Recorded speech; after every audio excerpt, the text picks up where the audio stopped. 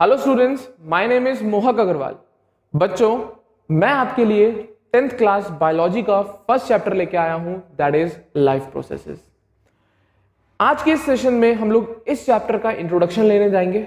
बहुत simple chapter है, conceptual है, बेसिक बेसिक पॉइंट्स हम डिस्कस करना शुरू करेंगे और उस लेवल तक लेके जाऊंगा जिससे आप लोगों को अपने ओलंपियाड या एनटीएससी जैसे पेपर्स के कंसेप्ट सारे क्लियर रहे।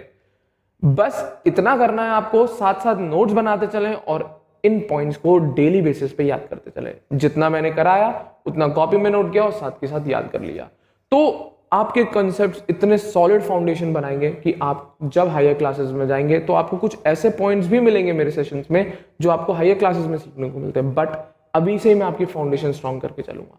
तो ध्यान से सुने, नोट्स बनाते चलें और मेहनत करते रहें। क्लियर है? तो हम बात कर रहे हैं लाइफ प्रोसेसेस की, ध्यान से सुनिएगा। देखें, तो अब लाइफ प्रोसेस का मतलब क्या होता है। तो लाइफ प्रोसेस से पहले हमें यह तो पता लगे कि लाइफ का मतलब क्या होता है। सिंपल सी बात है यार, लाइफ का प्रोसेस, एक सिंपल सी डेफिनेशन, लाइफ मतलब जिंदा, ठीक है, जिंदगी, ठीक है, और प्रोसेस मतलब जो उस लाइफ को चलाने के लिए हमें प्रोसेसेस की जरूरत पड़ती है उसको कहते हैं हम लाइफ प्रोसेसेस। बट इस कंसेप्ट से पहले एटलीस्ट हमें यह समझ में आना चाहिए कि हम लाइफ या लिविंग या नॉन लिविंग क्या होते हैं, कि एक्चुअल में लाइफ किसके पास है और किसके पास नहीं है। तो बेसिक कंसेप्ट है सबसे पहला प्रोसेसेस समझने से कि लाइफ क्या है या फिर लिविंग क्या है या नॉन लिविंग क्या है। ठीक है ना? तो सिंपल है, ध्यान से सुनिएगा। तो अब हम बात कर रहे हैं लाइफ प्रोसेस से पहले कि एक्चुअल में लिविंग कौन होते हैं और नॉन लिविंग कौन होते हैं। क्लियर है? तो ध्यान से सुने। जैसे कि अगर आप अपने चारों तरफ देखोगे तो आपको बहुत डिफरेंट डिफरेंट चीजें मिलेंगी, जैसे कि प्लांट्स दिखेंगे, बिल्कुल, एनिमल्स दिखेंगे, डेफिनेटली, माउंटेन्स दिखेंगी अगर कहीं पहाड़ी इलाके में जाते हो, ओशंस दिखेंगे समुद्री इलाके में जाते हो। तो आपके चारों तरफ अर्थ पर एक चीज नहीं है यार, बहुत वैरायटी है आपके पास, हर चीज है। क्लियर है? तो अगर आप देखोगे अपने चारों तरफ नजर घुमा के तो आपको बहुत सारी चीजें अलग अलग प्रकार की देखने को मिलेंगी। जैसे कि अर्थ की मैं बात करूं तो प्लांट्स, एनिमल्स, माउंटेन, ओशंस, ये बेसिक सी चीजें हम लोग जनरली आराम से ऑब्जर्व कर लेते हैं। क्लियर है? बट क्या बात आती है, ये सारी की सारी चीजों जिंदा है या नॉन लिविंग है। क्लियर है? तो मेन कंसेप्ट वही फंसता है। क्लियर है? तो वही लिखा है, the earth on which we live is composed of various things. तो भाई जिस धरती पे हम रहते हैं वो बहुत सुंदर है और वो एक चीज से नहीं, बहुत सारी अलग अलग चीजों से मिलके बनी हुई है। बट मेन चीज इन चीजों को ही तो समझना है कि किन चीजों को हम जिंदा मानेंगे और किन चीजों को हम मरा हुआ मानेंगे या नॉन लिविंग मानेंगे। क्लियर है? तो वही लिखा है, these things can be classified into two distinct types. तो इसी बेसिस पे बात कर रहा हूं। तो इन चीजों को हमने दो डिफरेंट टाइप में बांट रखा है, कुछ होती है लिविंग और कुछ होती है नॉन लिविंग।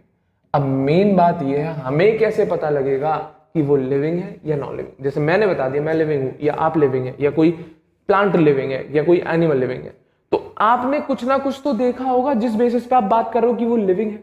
हाँ या ना? ऐसी तो आंख बंद करके आप समझ के नहीं बोल दिया, सर ने बोल दिया लिविंग है तो लिविंग है भैया, सर जो कह रहे हैं वो ठीक है, बिल्कुल ठीक है, मैं मानता हूं, बट कुछ ना कुछ सर ने भी तो देखा होगा कि सर बोल रहे हैं उस चीज को लिविंग। कि आपकी टेबल बेंचों को हम क्यों नहीं बोलते, आपकी चेयर्स को क्यों नहीं बोलते, आपकी क्लास में और भी चीजें रखी हुई होंगी, पेंसिल, रबर, बॉक्स, बैग आपका, इनको मैं क्यों नहीं लिविंग बोलने जा रहा।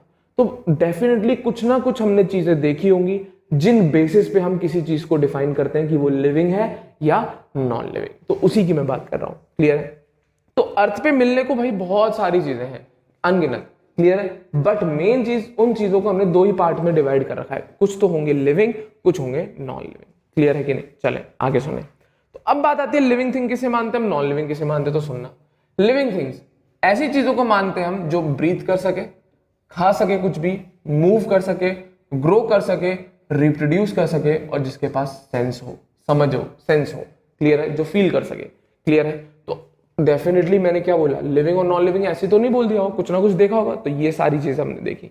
तो कोई भी चीज अगर लिविंग है तो वो डेफिनेटली ये सारे फिनोमिना परफॉर्म कर रही होगी और यही फिनोमिना को हम लाइफ प्रोसेस कहते हैं। ये वो चीजें हैं जिनके बेसिस पे आप डिसाइड करते हो कोई चीज जिंदा है या कोई चीज मरी हुई है। क्लियर है? और जो चीज हम देख रहे हैं वो और कुछ नहीं, लाइफ प्रोसेसेस ही आप देख रहे हो। क्या देख रहे हो? Life processes. तो मैंने वही तो बोला, लाइफ प्रोसेस समझने से पहले हमें ये पता होना चाहिए लिविंग क्या। तो किसी भी चीज को लिविंग मानने के लिए हमें लाइफ प्रोसेसेस देखने पड़ते हैं। तो एक नहीं होते, बहुत सारे लाइफ प्रोसेसेस हैं, सबको एक एक करके डिटेल में हम धीरे धीरे लेंगे। चले, तो वही बात चल रही है, आगे बढ़े। तो अब लिविंग को क्या मान लिया आपने? जो ब्रीथ कर सके, ईट कर सके, मूव कर सके, ग्रो कर सके, रिप्रोड्यूस कर सके, जिसके पास सेंस हो। वहीं पे नॉन लिविंग की बात करें तो वो क्या होंगे? Definitely non living do not grow. ये हर तरफ से बात सही नहीं है, मैं मानता हूं नॉन लिविंग ग्रो नहीं करते, बट कुछ एक्सेप्शंस हैं। एक्सेप्शंस बहुत बेसिक सी बात है, होते ही होते हैं, ठीक है। आपकी लेवल पे अगर मैं बात करूं, जो हम 9-10 में पढ़ते हैं बेसिक लेवल पे, तो यहां मानते हैं हम नॉन लिविंग ग्रो नहीं करता, बट ऐसा नहीं है बेटा। आपने कभी मिट्टी के टीले देखे होंगे? रेगिस्तानी वाले इलाके में जाना, हवा चलती है, मिट्टी उड़ती है, एक जगह मिट्टी इकट्ठी हो गई कि नहीं हो गई, और धीरे धीरे उस पर मिट्टी इकट्ठी होती चला, तो मिट्टी का टीला वो बढ़ता चला जाता है, तो वो भी तो ग्रोथ ही है, वो भी तो ग्रोथ ही है। बट बेसिक लेवल पे अगर मैं मानूं तो डेफिनेटली नॉन लिविंग ग्रो नहीं करते। अब यहां तो लिखा हुआ नॉन लिविंग मूव भी नहीं करते, बिल्कुल नहीं करते मूव, ठीक है। क्या आपकी टेबल बेंच मूव कर सकती है? बिल्कुल नहीं कर सकती, पर इसका भी एक्सेप्शन है, बिल्कुल है एक्सेप्शन, हाँ या ना? ऐसा चीज है एक्सेप्शन। आपकी मोटर कार या साइकिल, आपका बाइक, आपका एरोप्लेन, आपकी जितने भी व्हीकल्स हैं, ऑटोमोबाइल्स, सब चलते हैं, सब मूव करते हैं, क्लियर है कि नहीं? बट खुद चलते हैं क्या? वो नहीं, हम तो खुद चलते हैं ना, हम खुद चलते हैं। तो ये फर्क है, तो आपको डिफाइन करना पड़ेगा। तो बेसिक लेवल पे अगर मैं मानूं तो ये सारी बातें सही लिख रही हैं। क्या?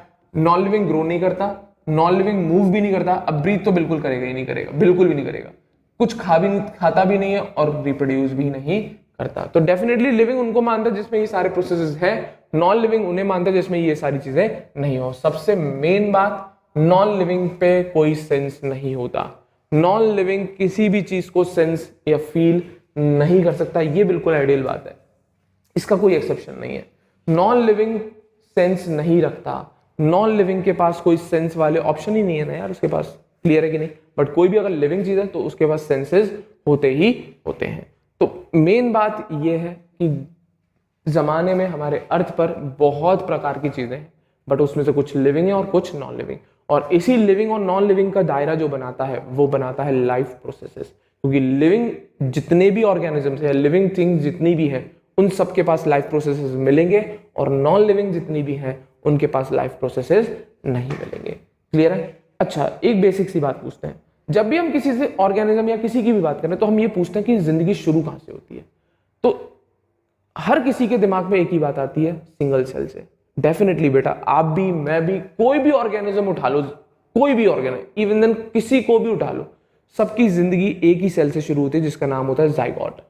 मैं आज इतना बड़ा हूं या आप हो, तो हम सब ऐसे नहीं थे पहले से ही, हम सब एक सिंगल सेल थे जिसका नाम होता है जाइगोट। हम सब जाइगोट से बने हुए हैं। कोई भी लिविंग ऑर्गेनिज्म उठाओ भाई, वो सिंगल सेल से ही उसकी जिंदगी की शुरुआत होती है। अब कुछ होते ही बेचारे सिंगल सेल है, उनकी शुरुआत भी वही है, अंत भी वही है, हाँ या ना? बट हर किसी के बात केस में बात नहीं, जैसे मैं हूं, आप हो, मल्टी सेलर ऑर्गेनिज्म है, बड़े बड़े प्लांट्स हैं, वो भी कैसे मल्टी सेलर ऑर्गेनिज्म है, बट उनकी शुरुआत एक सिंगल सेल से ही हुई होगी जिसको हम जाइगोट का नाम देते हैं। तो डेफिनेटली सेल एक इंपॉर्टेंट चीज है, तो डेफिनेटली सेल की वजह से ही लाइफ है, बिल्कुल है। तो इसी वजह से आपने 9th स्टैंडर्ड में भी पढ़ा होगा the fundamental unit of life, जिसमें साफ साफ लिखा हुआ है cell is the basic fundamental and structural unit of life या ऑर्गेनिजम्स, क्लियर है? तो लाइफ प्रोसेसेस भी सेल की वजह से मिले आपको भी, हमें भी, तो वही लिखा है, cells are the functional and structural unit of all living organism. Definitely पढ़ा है आप लोगों ने, क्लियर है? बट क्या सेल भी लाइफ प्रोसेस ऑफ शो कर सकते? बिल्कुल भाई। अब जिंदगी ही सेल की वजह से है, तो डेफिनेटली सेल तो काम कर ही सकते हो आप। कोई भी यूनिसेलुलर ऑर्गेनिज्म, अमीबा उठा लो, कोई एल्गी उठा लो, कोई बैक्टीरिया उठा लो, वो सारे काम करता है भाई। जो जो लाइफ प्रोसेसेस के काम होते हैं वो सब परफॉर्म करता है। तो सेल खुद में एक लिविंग चीज है, सेल खुद में एक लिविंग चीज है, तो वही लिखा है cells are the functional and structural unit of all the living organisms, clear है कि नहीं? हाँ या ना? बट ये सेल एक हायरार्की फॉलो करती है। तो जब हम सेल की बात करते हैं तो सेल अकेली नहीं काम करती। अब हम जैसे ऑर्गेनिजम्स की बात करें तो क्या केवल एक सेल है हमारी बॉडी में? नहीं, मल्टीपल है। तो उसी की बात कर रहा हूं। Cell aggregates together to make tissue, tissue organise to make organs, and organ system, and then finally body of the living organism. तो ये एक प्रॉपर हायरार्की चलती है, छोटी से लेवल से बड़े से लेवल तक। तो सबसे छोटा कौन होता है? सेल। बहुत सारे सेल मिलते हैं तो क्या बनता है? टिश्यू। बहुत सारे टिश्यू मिलते हैं तो क्या बनता है? ऑर्गन। बहुत सारे ऑर्गन मिलते हैं तो क्या बनता है? Organ system.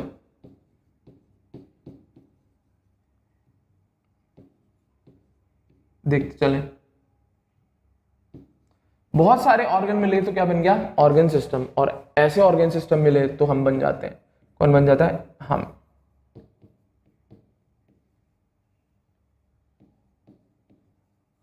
कौन बन जाता है, इंडिविजुअल।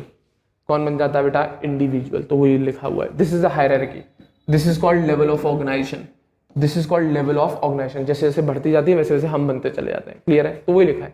सेल अकेला काम नहीं है। मल्टी सेलर की बात करूं तो सेल से टिश्यू बनता है, टिश्यू से ऑर्गन बनता है, ऑर्गन से ऑर्गन सिस्टम बनता है, और फाइनली एक लिविंग ऑर्गेनिज्म का पूरा बॉडी बन जाता है। और ये सारे ऑर्गेनिजम्स अलग अलग प्रकार के हो सकते हैं। कुछ सिंगल सेल भी हो सकते हैं, कुछ मल्टी सेलर भी हो सकते हैं, और कुछ हम जैसे जिसमें क्या ऑर्गन और ऑर्गन सिस्टम पाया जाता है। तो भाई वैरायटी ऑफ ऑर्गेनिजम्स है, हर किसी का लेवल ऑफ ऑर्गेनाइजेशन अलग है। कुछ एक सिंगल सेल का भी है और कुछ हमारे जैसे मिलियंस ऑफ सेल के भी बने हुए हैं। तो उसी की बात चल रही है। तो क्या ये सिंगल सेल और हम सेम ही है? बिल्कुल भाई, वो जो लाइफ प्रोसेसेस शो करता है वो आप भी शो करते हो। कुछ डिफरेंसेस हो सकते हैं, मैं मना नहीं करूंगा, बट बेसिक जो लाइफ प्रोसेस है, जिंदा रहने के लिए जो चीजें, जो प्रोसेसेस जरूरत है, वो भी शो करेगा और हम भी, चाहे वो एक सिंगल सेल से बना हो, चाहे हम जैसा मल्टीपल सेल मतलब मिलियंस ऑफ सेल से बना हो। हर कोई चीज अगर जिंदा है तो वो लाइफ प्रोसेसेस जो बेसिक होते हैं वो शो करता ही करता है। क्लियर है? अभी बताऊंगा कौन कौन से लाइफ प्रोसेस बेसिक वाले होते हैं। चले आगे, आगे सुने। तो वही लिखा है, various organisms are unicellular while some of them are multi cellular. Basic सी बात है। तो सेल तो बहुत इंपॉर्टेंट है भाई, जब भी लाइफ की बात आएगी तो सेल आएगा, क्योंकि हम बने ही, कोई भी लाइफ है, कोई भी लिविंग ऑर्गेनिज्म है, सबके पास सेल होता है। ऐसा कोई लिविंग ऑर्गेनिज्म नहीं है जिसके पास सेल ना हो। अगर सेल नहीं है तो डेफिनेटली वो लिविंग ऑर्गेनिज्म नहीं होगा। अगर सेल नहीं है तो वो डेफिनेटली लिविंग ऑर्गेनिज्म नहीं होगा। आगे बात करें, ठीक है। अब कौन कौन से हम बेसिक लाइफ प्रोसेसेस की बात करते हैं उसको देख रहा हूं मैं, तो ध्यान से देखें। There are some basic essential processes which are vital for an organism. तो बेटा यहां पर कुछ बेसिक से प्रिंसिपल्स हैं, एसेंशियल प्रोसेसेस हैं जो बहुत ज्यादा इंपॉर्टेंट, वाइटल मतलब बहुत इंपॉर्टेंट है किसी भी ऑर्गेनिज्म के लिए, वेदर चाहे वो मल्टी हो चाहे वो यूनि हो, ठीक है। To be healthy and to maintain the proper functioning of the organ system of the body. तो भैया कुछ एसेंशियल प्रोसेसेस हैं जो हर ऑर्गेनिज्म शो करता है और उसके लिए बहुत इंपॉर्टेंट है। अब चाहे वो ऑर्गेनिज्म मल्टी सेलुलर है चाहे वो यूनिसेलुलर है, वो ऑर्गेनिज्म उन बेसिक प्रोसेसेस को शो करेगा जिन्हें हम लाइफ प्रोसेसेस बार बार बोल रहे हैं भाई। और ऐसा क्यों है? क्योंकि इन्हीं प्रोसेसेस की वजह से उसकी बॉडी लगातार चलती रहती है। सीधी बात है, मैं खड़ा हूं या बैठा, अभी मैं बोल रहा हूं तो आपको लग रहा है मेरी बॉडी फंक्शन कर रही है। क्या मैं जब सो रहा हूं तब नहीं कर रही होगी? बिल्कुल कर रही होगी भैया। आप बैठे हुए हो, आप सुनी तो रहे, आप कोई काम तो नहीं कर रहे, बट फिर भी आपकी बॉडी फंक्शन कर रही है। तो उन्हीं सारे फंक्शंस को कंट्रोल करना, मेंटेन करना, प्रॉपर बढ़िया कंडीशन में चलाने का काम कौन करता है? Life processes. इवन देन जब आप सो रहे हो, मैं सो रहा हूं, तब भी हमारी बॉडी कॉन्स्टेंटली काम कर रही है। सिंपल सा फंडा है। एग्जाम्पल मान लो, हार्ट बीट करता है, तो आप चल रहे हो, भाग रहे हो, तब भी बीट कर रहा है, और आप सो रहे हो तब भी आपका हार्ट बीट कर रहा है। तो डेफिनेटली वो एक लाइफ प्रोसेस है। क्या है? वो एक लाइफ प्रोसेसेस है। क्लियर है? तो हमारी बॉडी कॉन्स्टेंटली काम करती रहती है जिंदा रहने के लिए। क्लियर है? अब चाहे आपको लग रहा है आप काम नहीं कर रहे, पर आपकी बॉडी अंदर से काम कर रही होगी। तो ये केवल ये वाली बात मल्टी सेलुलर हम जैसे ऑर्गेनिजम्स के लिए नहीं है, हर किसी के लिए, चाहे वो ऑर्गेनिज्म मल्टी हो जिसके पास मिलियंस ऑफ सेल है, चाहे वो एक सिंगल सेल का ऑर्गेनिज्म हो, चाहे एल्गी, बैक्टीरिया, कुछ भी हो सकता है। क्लियर है? हाँ या ना? तो ये हर किसी पे बात लागू होती है। तो इसी वजह से ये सर्वाइवल के लिए, जिंदा रहने के लिए बहुत जरूरी होते हैं। कौन? Basic essential life processes. Clear? क्योंकि यही हमारी बॉडी को कॉन्स्टेंटली काम करा रहे हैं, हमारी बॉडी को जिंदा रख रहे हैं। तो उसी ही लिखा है, the life processes are the basic important process that are perform via an organism. तो ये बेसिक इंपॉर्टेंट प्रोसेसेस हैं जो कोई भी ऑर्गेनिज्म, जो कोई भी नहीं बोलूंगा, जो कि हर ऑर्गेनिज्म परफॉर्म करता ही करता है। तो लाइफ प्रोसेसेस बेटा वो बेसिक या इंपॉर्टेंट एसेंशियल बेसिक प्रोसेस है जो हर ऑर्गेनिज्म परफॉर्म करता ही करता है। किस लिए? अपने आप को हेल्दी मेंटेन करने के लिए, अपने आप की बॉडी को काम में लगाए रखने के लिए। In order to sustain these life processes की बात करेंगे अब हम आगे। चले आगे। तो सिंपल सा फंडा है, कोई भी ऑर्गेनिज्म अगर उसे जिंदा रहना है तो उसे लाइफ प्रोसेसेस परफॉर्म करने पड़ेंगे ही पड़ेंगे। अगर वो नहीं करेगा तो वो डेड, खत्म, मर गया वो एक तरीके से। क्लियर है कि नहीं? हाँ या ना? उसी की बात कर रहे हैं।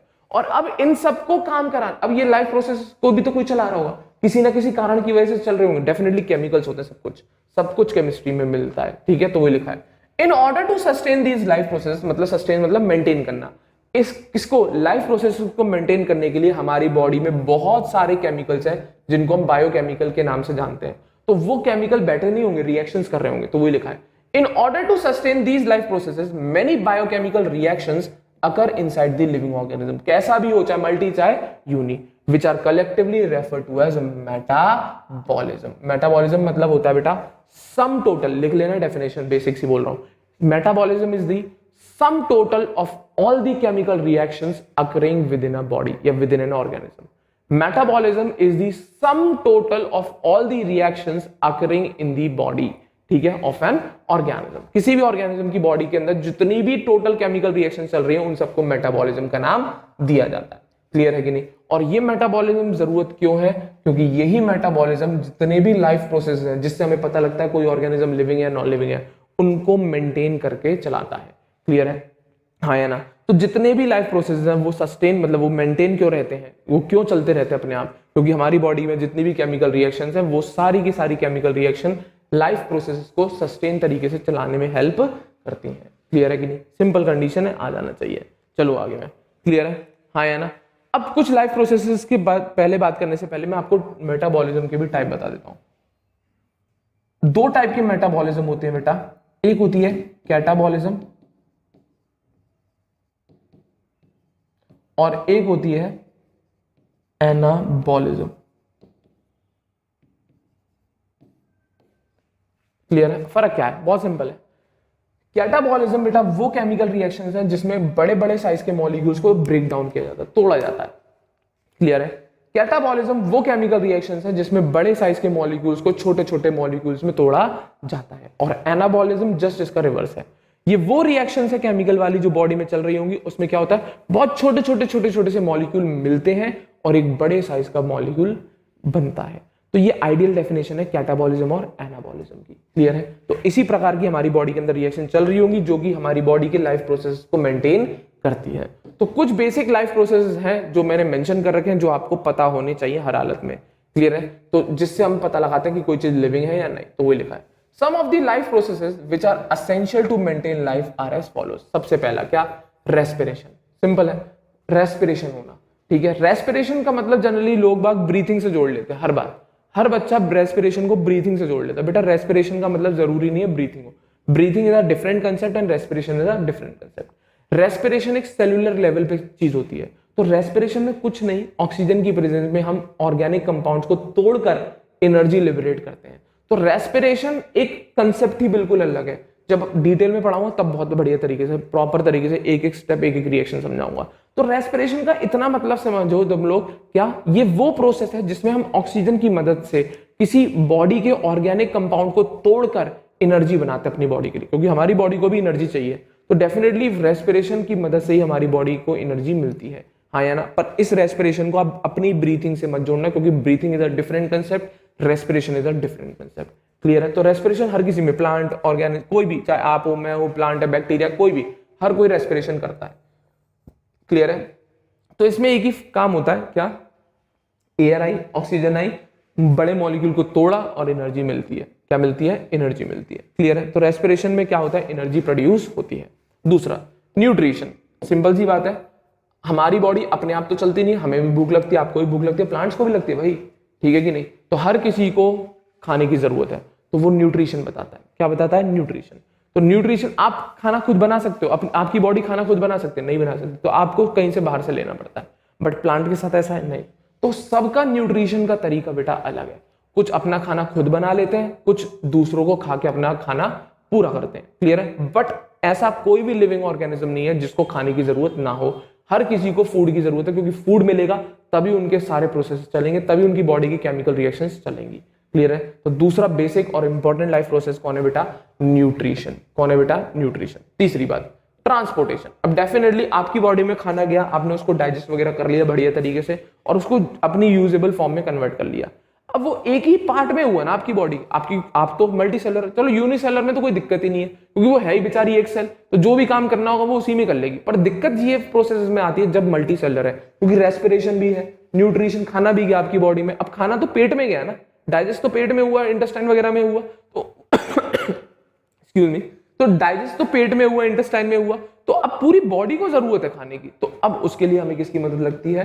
ट्रांसपोर्टेशन की। तो ये भी बेसिक लाइफ प्रोसेस ही है, ये भी बेसिक लाइफ प्रोसेस ही है। तो ये भैया ये सारी चीजें जरूरत है ही है। अगर कोई लिविंग है तो उसके पास ये सारी चीजें होनी चाहिए, ठीक है कि नहीं। अगला एक्सक्रीशन, बहुत बढ़िया बात। कौन सा? एक्सक्रीशन। अब इसमें क्या है? डेफिनेटली आपने खाना खाया, आपकी सेल्स को खाना मिला, आपकी सेल्स ने रेस्पिरेशन किया, एनर्जी बनाई, सब कुछ। तो इन सब कामों के बाद बनता है वेस्ट। तो वेस्ट मटेरियल बेटा बॉडी से बाहर निकालना है, मतलब सेल से भी बाहर निकालना है और बॉडी से।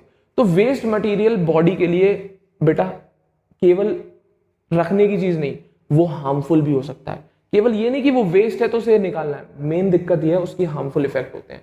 तो अगर आपकी बॉडी से वेस्ट बाहर नहीं गया तो आपकी बॉडी में दिक्कतें आना शुरू हो जाएंगी। तो एक्सक्रीशन का मतलब केवल ये नहीं कि वेस्ट मटेरियल को बॉडी से बाहर फेंक दिया, ठीक है। उसका ये मतलब है कि आपकी बॉडी में जो हार्मफुल वेस्ट बना है उसको भी आपने साथ में बाहर फेंका है अपनी बॉडी से। तो हर कोई ये करता है, चाहे वो सिंगल सेल हो चाहे वो मल्टीपल सेल हो। बहुत अच्छा काम। एक और, कंट्रोल एंड कोऑर्डिनेशन। सिंपल सी बात, आपकी बॉडी है, मेरी बॉडी है, प्लांट की बॉडी है, सबके पास सेंसेस हैं। आपके पास भी है, मेरे पास भी है, हर किसी के पास है। तो हमारी बॉडी कंट्रोल है और कोऑर्डिनेटेड है। हमारी बॉडी के सिस्टम प्रॉपर तरीके से मेंटेन्ड फॉर्म में चलते हैं, क्लियर है, कोई भी गड़बड़ी नहीं होती। तो हमारी बॉडी प्रॉपर तरीके से कंट्रोल और कोऑर्डिनेशन मैनर में चलती है। उन सबकी देन है हमारा ब्रेन, हमारा नर्वस सिस्टम, क्लियर है कि नहीं, हाँ या ना। तो ये सारी चीजें किसके पास? लिविंग के पास होती है। अब सिंगल सेल में भी है ये सारी चीजें, बस वहां फर्क ही है, वहां ब्रेन वगैरह नहीं है, वहां न्यूक्लियस उनका कंट्रोल करता है ये सारी चीजें। बहुत अच्छी बात। रिप्रोडक्शन, ये भी बहुत इंपॉर्टेंट है। जो भी लिविंग ऑर्गेनिजम्स है वो अपनी जनरेशन रिप्रोडक्शन के द्वारा ही बढ़ाते हैं। तो चाहे वो सेक्सुअल हो चाहे वो एसेक्सुअल हो। तो रिप्रोडक्शन भी एक ऐसा प्रोसेस है जो हर लिविंग ऑर्गेनिज्म शो करता है। किसी को अपनी जनरेशन आगे बढ़ानी है तो बिना रिप्रोडक्शन के बढ़ती नहीं है, चाहे वो सेक्सुअल रिप्रोडक्शन की बात हो चाहे वो एसेक्सुअल रिप्रोडक्शन की बात हो। और एक और सबसे इंपॉर्टेंट क्या? Movement and locomotion. क्या बेटा? मूवमेंट एंड लोकोमोशन, क्लियर है। जो भी लिविंग ऑर्गेनिज्म है वो अपने आप चलता है। क्या? अपने आप मूवमेंट। जैसे मेरा हाथ है, क्या ये आपने बोला मैंने उठाया? नहीं, ये मेरी मर्जी है, मैंने इसीलिए ऊपर उठाया। This is movement. लोकोमोशन में क्या है? फर्क है दो बातों में। मूवमेंट अपनी जगह पर भी हो सकता है। मूवमेंट इज दिस, क्या मेरी बॉडी कहीं और गई, मैंने ये अपना हाथ मूव किया, मैंने अपने हाथ दोनों ऊपर उठाए, क्या इसकी वजह से मेरी बॉडी कहीं एक जगह से दूसरी जगह गई? नहीं गई। This is called movement, this is called movement. ये मैंने अपना हाथ रेज किया, हाँ या ना, ये वाला हाथ रेज किया, दिस इज नॉर्मल मूवमेंट। इससे आपकी बॉडी एक जगह से दूसरी जगह नहीं जा रही। बट जब मेरे पैर काम किए, मेरे हाथ काम किए, प्रॉपर तरीके से मैं मूव किया और साइड हट गया, देखो अब बोर्ड से बिल्कुल ही अलग हो गया, अब मेरी जगह बदल गई, कहां मैं बोर्ड के सामने था, बिल्कुल बोर्ड से पीछे चला गया हूं। तो दिस इज कॉल्ड लोकोमोशन। तो फर्क समझना मेरी बात का, मूवमेंट और लोकोमोशन। मूवमेंट की वजह से क्या होता है बेटा? आपकी पोजीशन नहीं बदलती, बट लोकोमोशन की वजह से आपकी पोजीशन बदलती है। तो इन दो बातों में फर्क रखें। मूवमेंट क्या एक जगह पे खड़े होते हुए भी हो सकता है, पर लोकोमोशन एक जगह पे खड़े होना ही नहीं होता ना। लोकोमोशन में तो यही होता है, एक ऑर्गेनिज्म एक जगह से दूसरी जगह पे गया, और वो बिना मूवमेंट के होएगा ही नहीं पॉसिबल, क्योंकि मेरे पैर का भी तो मूवमेंट हुआ, तभी तो मेरी बॉडी लोकोमोट होकर दूसरी जगह चली गई। तो अगर कोई भी लिविंग ऑर्गेनिज्म है तो उसके पास ये वाले फिनोमेना भी होंगे ही होंगे। अब चाहे वो मल्टी है चाहे वो यूनिट, सबके पास अलग अलग मैकेनिज्म होता है ये सारे प्रोसेसेस शो करने का। सिंगल सेल है तो उनमें अलग बातें चलेंगी, मल्टी सेलुलर है जैसे हम है तो उनमें अलग। क्या सिंगल सेल को रेस्पिरेशन है? एक बेसिक से एग्जांपल देता हूं। सिंगल सेल है, मान लो कोई भी एल्गी है, बैक्टीरिया, और हम है, क्या हमारी बॉडी में डिफ्यूजन से रेस्पिरेशन की डिमांड पूरी हो सकती है? बिल्कुल नहीं भाई।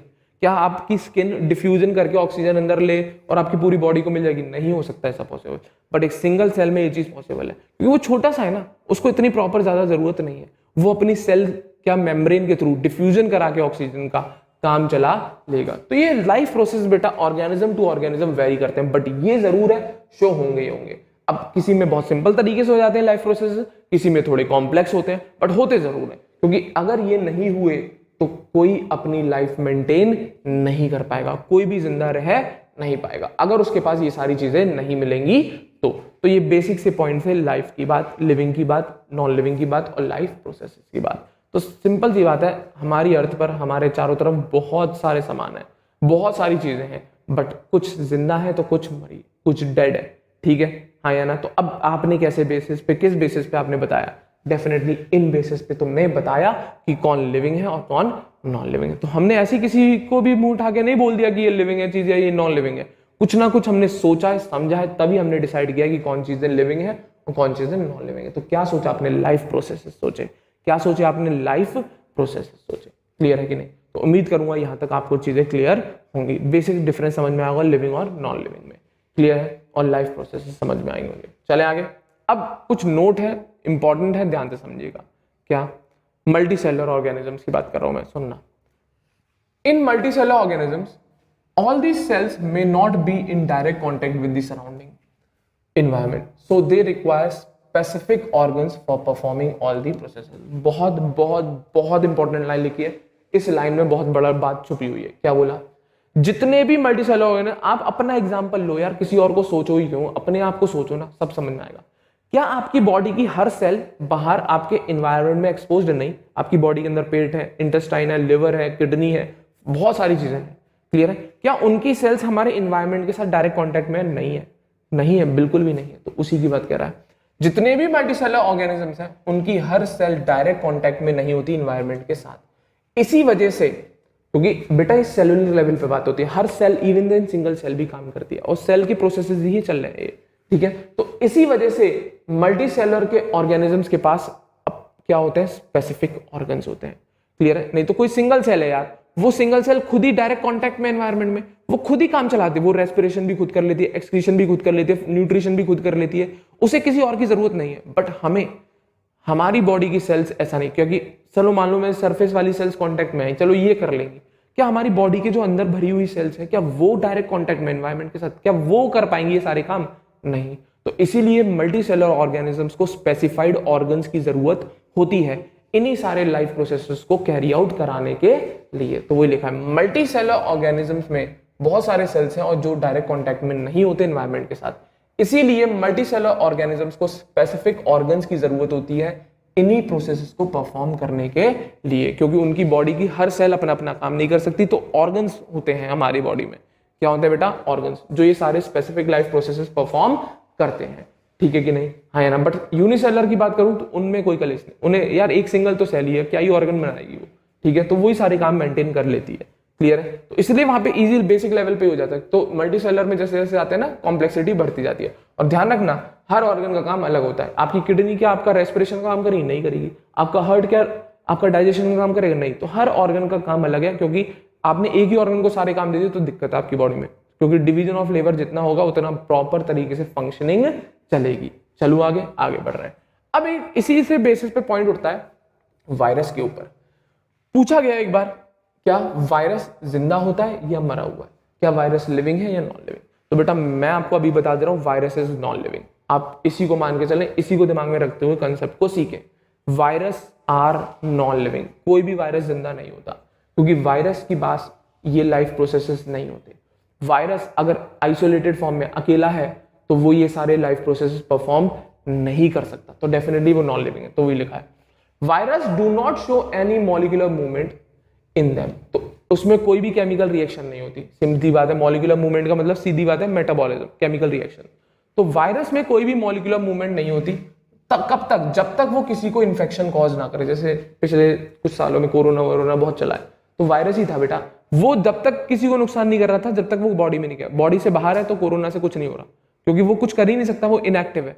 जैसे ही बॉडी के अंदर गया, उसने क्या किया? अपने मॉलिक्यूलर मोशन स्टार्ट कर दिए। बट जब वो फ्री फॉर्म में था तो क्या कर पाया? नहीं। तो वही लिखा है, virus do not show any molecular movement in them until they infect some cells, and that is why there is controversy about whether they are truly alive or not। तो आप हमेशा ये माने they are not living, वो alive नहीं है, वो जिंदा नहीं है। क्यों? क्योंकि बॉडी के बाहर जब वायरस होता है तो उसमें कुछ भी नहीं, कोई मेटाबॉलिज्म नहीं, कुछ नहीं। बट जब वो उसने हमारी बॉडी के अंदर एंटर कर लिया तो वायरस फिर भी कुछ नहीं काम कर पाया।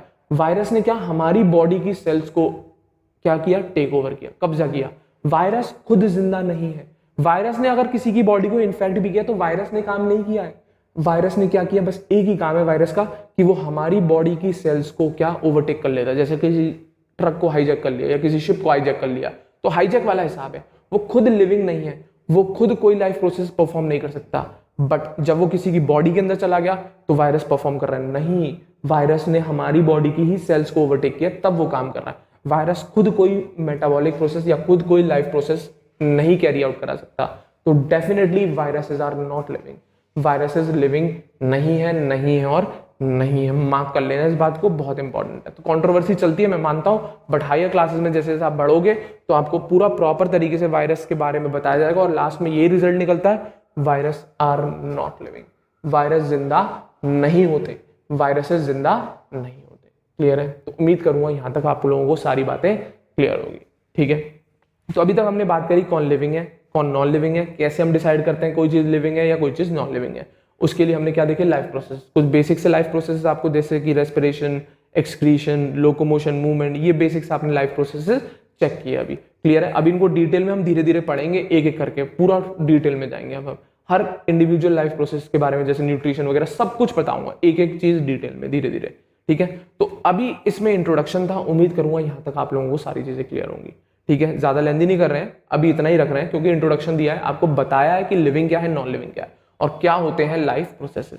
क्लियर है कि नहीं? तो अब कुछ क्वेश्चंस हैं, पहले उन्हें देख लेते हैं, फिर आगे देखेंगे कि कौन कौन से लाइफ प्रोसेसेस हैं और क्या क्या हमें उनके बारे में बात करनी है। क्लियर है? तो देखें जरा, कुछ एनसीईआरटी कॉर्नर्स हैं आपके पास, आपकी बुक में भी होगा, तो ध्यान से देखेंगे, समझ में सब कुछ आएगा। सिंपल है, क्या लिखा है? पहला question, Why is diffusion insufficient to meet the oxygen requirement of multicellular organisms like human? Simple सा फंडा, मल्टीसेलर ऑर्गेनिजम्स की हर सेल एनवायरनमेंट के लिए एक्सपोज नहीं होती, तो इसीलिए मल्टीसेलर ऑर्गेनिजम्स के पास स्पेशलाइज्ड ऑर्गन्स होते हैं इन सारे स्पेसिफाइड लाइफ प्रोसेस को कैरी आउट करने के लिए। तो इसीलिए डिफ्यूजन हमारे लिए रेस्पिरेशन करने के लिए सफिशिएंट नहीं है। तो वो लिखा है, in multicellular organism such as humans all the body cells are not in the direct contact with the external environment। अभी नोट में पढ़ा है मैंने, इसीलिए हमारी बॉडी की सेल्स डिफ्यूजन से ऑक्सीजन नहीं लेती। हमारी बॉडी की सेल्स को अगर ऑक्सीजन चाहिए तो हमारी बॉडी को कोई ना कोई स्पेशल ऑर्गन बनाना पड़ेगा, तो केवल डिफ्यूजन से ही सारे काम नहीं चल पाएंगे। तो वही लिखा है, therefore